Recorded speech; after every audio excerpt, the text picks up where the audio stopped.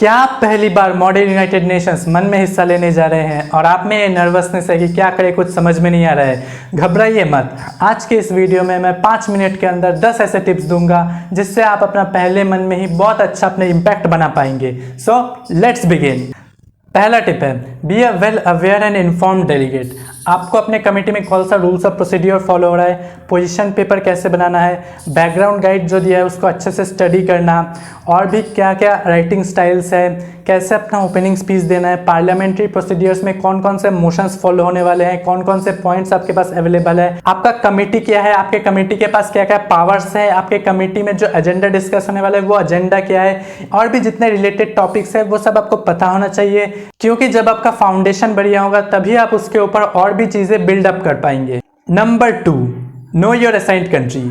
आपको जो कंट्री मिला है आप उसके ऑफिशियल रिप्रेजेंटेटिव के तौर पर सिर्फ उस कंट्री को नहीं बल्कि उसके हजारों करोड़ों पॉपुलेशन को रिप्रेजेंट कर रहे हो, ये आपको फील होना चाहिए। इसलिए आपको अपने कंट्री के सिर्फ फॉरेन पॉलिसीज ही नहीं बल्कि उसके लेजिस्लेशन में क्या क्या लॉज है, क्या क्या रूल्स है उस कंट्री में, उसके हिस्ट्री क्या है, उसका कल्चर्स, उसका ट्रेडिशन, उसमें क्या क्या कस्टम्स फॉलो होते हैं, ये सब भी आपको पता होना चाहिए। तभी आप एक अच्छा रिप्रेजेंटेशन दे पाओगे अपने कंट्री का।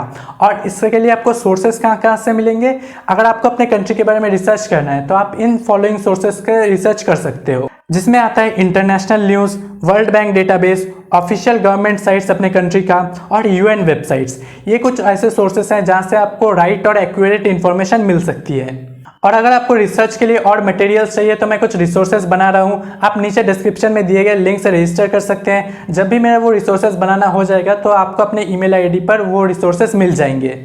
नंबर 3 और most important point, network with other delegates. आपके कमेटी में और भी एक्सपीरियंस डेलीगेट्स होंगे, आप उनसे नेटवर्क कीजिए, उनसे सीखिए कि वो कौन से ट्रिक्स और टिप्स अप्लाई करते हैं, उनसे सीखिए कि वो कैसे रिसर्च करते हैं, उनका स्पीकिंग स्टाइल, उनका इंफॉर्मेशन देने का डिलीवरी का स्टाइल, ये सब आपको सीखना है, आपको ऑब्जर्व करना है। जब आप उनको देखोगे तब आप उनके एक्सपीरियंस से खुद को और बेहतर बना सकते हो। इसलिए आपके फर्स्ट मन में आपका ऑब्जेक्टिव जीतना नहीं बल्कि दूसरे डेलीगेट से सीखना और पार्टिसिपेट करना होना चाहिए। इससे हम आते हैं अपने 4th पॉइंट पर, जो कि है don't be afraid to participate. आपको हो सकता है कुछ चीज़ें समझ में ना आए, कुछ आपको क्वेश्चंस पूछने में नर्वसनेस हो, लेकिन आप शर्माइए मत। जो भी आपके दिल में क्वेश्चंस आ रहा है वो पूछिए।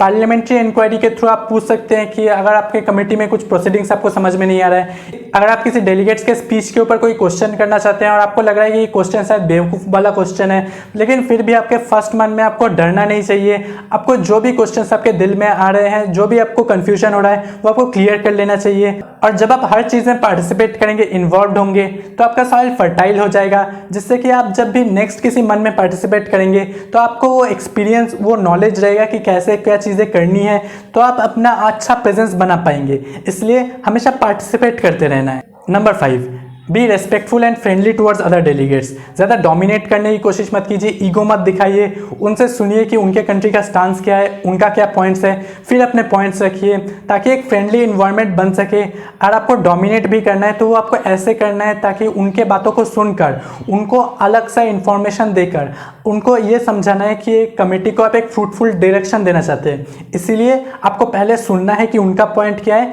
फिर अपना पॉइंट रखना है। जिससे कि हम आते हैं अपने 6 पॉइंट पर, जो कि है be a leader of information.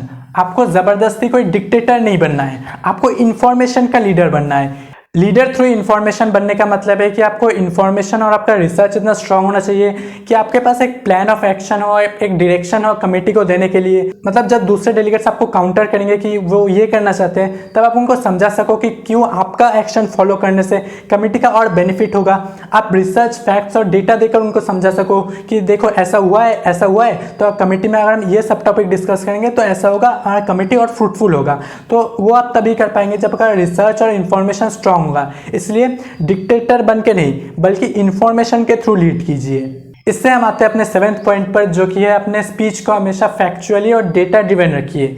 मतलब आप कोई लिटरेचर का स्पीच नहीं दे रहे हैं, आप कोई स्टोरी नहीं सुना रहे हैं, आप कोई पोएम नहीं सुना रहे हैं, आप एक इंटरनेशनल फोरम में, एक कमेटी में एक प्रॉब्लम को डिस्कस कर रहे हैं। इसलिए आपके स्पीच में वो एनालिटिकल थिंकिंग, टाइम सेविंग और प्रॉब्लम सॉल्विंग एटीट्यूड दिखना चाहिए। Number 8, good attack is the best defence.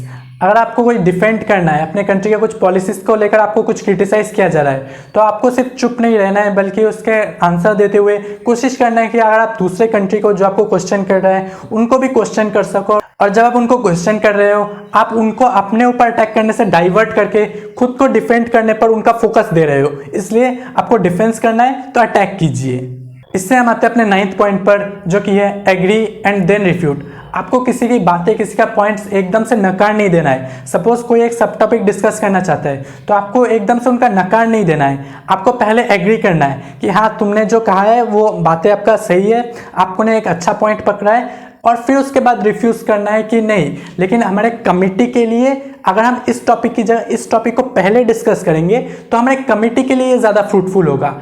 और आपको अपना गेम प्लान ऐसे डिज़ाइन करना है ताकि बाकी डेलीगेट्स को लगे कि आप उनके पॉइंट्स को एक्नॉलेज कर रहे हो, उनकी तारीफ कर रहे हो, लेकिन उसके बाद आप कमेटी के बारे में सोचकर आप एक अच्छा डिसीजन ले रहे हो। और जब उनको लगेगा कि हाँ, आपका डिसीजन सही है, तब वो लोग आपको फॉलो करेंगे। इसलिए पहले उनकी बातों को रिकॉग्नाइज करो, फिर एक इन्फॉर्म्ड और साउंड डिसीजन लो जो कि कमेटी के लिए फ्रूटफुल होगा। और इससे हम आते हैं अपने लास्ट पॉइंट पर, जो कि है believe in what you are defending. आपके कमेटी में जो एजेंडा है उस पर आपके कंट्री का जो स्टांस है, आपको उसको बिलीव करना है। आपको लगना चाहिए कि वो स्टांस सही है, तभी आप उसको डिफेंड कर पाओगे।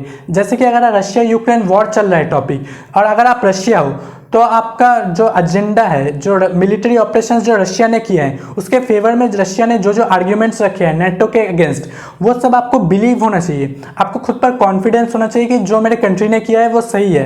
और अगर आपको लगे कि कुछ इंप्रूवमेंट्स की ज़रूरत है तो वो भी आपको देखना है कि वो आपके कंट्री ने कैसे प्रेजेंट किया है वर्ल्ड में, ताकि वो डिप्लोमेटिक शो हो। इसलिए आपको वो डिप्लोमेसी मेंटेन करना है। आपको वो खुद का फाउंडेशन, खुद का जो बिलीफ सिस्टम है वो आपको मेंटेन करके रखना है। जो भी आप डिफेंड कर रहे हो तभी आप उसको अच्छे से डिफेंड कर पाओगे। और आपको खुद पर ही बिलीफ ना हो, अगर आप खुद ही उसको क्रिटिसाइज करो कि नहीं ये चीज़ सही नहीं हो रहा है, मेरे कंट्री में ये सही नहीं हो रहा है, तब उसको डिफेंड नहीं कर सकोगे। हाँ, लेकिन जो जो गलती है उसको डिस्कस करना है। और कोई एकदम से, जैसे कोई कंट्री है जो वुमेन्स राइट को सपोर्ट नहीं करते हैं, और अगर आपको उसको डिफेंड करना है तो आपको ये दिखाना है कि कैसे कई कुछ एरियाज़ में काम हो रहा है, कुछ एरियाज़ में कैसे इंप्रूवमेंट्स आ रहे हैं। तो आपको वो टेक्निकली डिफेंड करना है ताकि आपके जो कंट्री है उसका एक इमेज अच्छा बन सके। मतलब जो भी अगर आपका फॉल्ट्स है उसको भी आपको ऐसे प्रेजेंट करना है कि उस पर काम हो रहा है, उस पर डेवलपमेंट हो रहा है। मतलब आपको अपने कंट्री को एक्सप्लॉइट नहीं करना है, आपके अपने कंट्री के इमेज को बनाना है, आपके अपने कंट्री को एक सुपेरियर दिखाना है। और वो आप तभी कर पाओगे जब आपके अंदर वो बिलीफ सिस्टम होगा कि मैं उस कंट्री का बिलोंग करता हूँ। इसलिए आपको अपने कंट्री के स्टांस की एक थॉरो अंडरस्टैंडिंग होनी चाहिए। लास्ट में मैं आपको 2 बोनस पॉइंट्स दे रहा हूँ। जब दूसरा कोई डेलीगेट स्पीच देगा, उनके स्पीच का जो मेन एसेंस है, जो मेन क्रक्स है, उसका एक नोट डाउन बनाइए। पूरा उनके स्पीच को बैठकर लिखने मत बैठिए, लेकिन वो जो 2 सेंटेंस में या फिर 3 सेंटेंस में उन्होंने जो एक पॉइंट कहा है उस पॉइंट को 2 या 3 वर्ड्स में लिखिए। और उन्हीं के स्पीच को, उनके जो अंडरस्टैंडिंग है, उनका जो स्टांस है, उसी को उनके अगेंस्ट में यूज़ कीजिए। और सारे डेलीगेट्स के जो स्पीचेस है उनको पकड़िए, उनको अच्छे से सुनिए और उनका एक छोटा सा नोट डाउन कीजिए, उनका एक छोटा सा समरी बनाइए, जिससे कि आपको क्वेश्चनिंग में और उनके स्टांस को समझने में आसानी होगी। दूसरा बोनस पॉइंट है कि एक्सप्लॉइट फैलेसीज। बहुत सारे ऐसे आर्ग्यूमेंट्स होते हैं, बहुत सारे ऐसे ट्रीटीज होते हैं जहां पर बहुत सारी फैलेसीज होती है। जैसे कि कुछ एग्रीमेंट्स ऐसे होते हैं जो कि लीगली नॉन बाइंडिंग है, कुछ एग्रीमेंट्स ऐसे होते हैं जहां पर लूप होल्स है, जहां पर जो भी बाइंडिंग पार्टीज है या फिर वो किसके लिए एप्लीकेबल है वो सब ठीक से डिस्क्राइब नहीं किया होता है। तो उन एग्रीमेंट्स, उन स्पीचेस, उन स्टांसेस के फैलेसीज को पकड़िए और फिर उन फैलेसीज से अपना स्पीच बिल्डअप कीजिए, उनको क्रिटिसाइज कीजिए कि कैसे इसको और बेहतर बनाने की ज़रूरत है, कैसे इस पर और काम किया जा सकता है, कैसे इस लूप होल को हम फिल कर सकते हैं, या फिर कैसे ये लूप होल वर्ल्ड में एक प्रॉब्लम क्रिएट कर रहा है, कैसे ये खुद ही इनकम्प्लीट है। ये सब फैलेसीज को डिस्क्राइब कीजिए। जब आप उन फैलेसीज को डिस्क्राइब करते हो तब दूसरे डेलीगेट्स को मौका देते हो कि वो डेलीगेट्स अपने अगले स्पीचेस में उन फैलेसीज को डिस्क्राइब करें और वो एक मोमेंटम बन जाता है। तो इसलिए वो आपके लीडरशिप और वो आपके मोमेंटम बिल्ड करने में भी मदद करता है। इसलिए फैलेसीज को पकड़िए और फैलेसीज को एक्सप्लॉइट करने की कोशिश कीजिए। और जैसे कि मैंने वीडियो के शुरू में कहा था, अगर आपको मन के रिलेटेड कुछ रिसोर्सेस और मटेरियल चाहिए तो आप नीचे डिस्क्रिप्शन में दिए गए लिंक से रजिस्टर कर सकते हैं। मैं कुछ रिसोर्सेज बना रहा हूँ, जब भी मेरा वो रिसोर्सेज बनाना हो जाएगा और आपने रजिस्टर किया होगा तो आपको सबसे पहले वो आपके मेल पर मिल जाएगा। इसलिए रजिस्टर कीजिए अभी। और अगला टॉपिक मैं किस पर वीडियो बनाऊँ उसको कमेंट कीजिए, तो मैं उस टॉपिक पर वीडियो बनाऊंगा। तब तक के लिए goodbye and all the best for your मन।